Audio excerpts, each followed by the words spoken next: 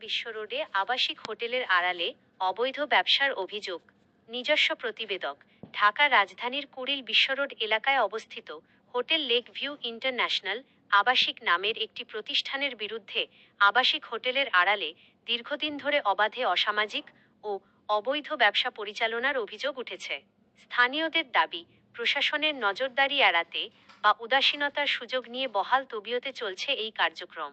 স্থানীয়দের ক্ষোভ ও অভিযোগ, আবাসিকের আড়ালে অসামাজিক কাজ, সাধারণ বোর্ডারদের থাকার কথা বলে হোটেলটি চালানো হলেও মূলত এখানে অনৈতিক ও অবৈধ কার্যকলাপ চালানো হয় বলে অভিযোগ উঠেছে। এলাকার পরিবেশ নষ্ট। ব্যস্ততম কুড়িল বিশ্ব রোড ও সংলগ্ন এলাকার সাধারণ পথচারী এবং স্থানীয় বাসিন্দারা এর ফলে চরম বিব্রতকর পরিস্থিতির মুখোমুখি হচ্ছেন। তদারকির অভাব।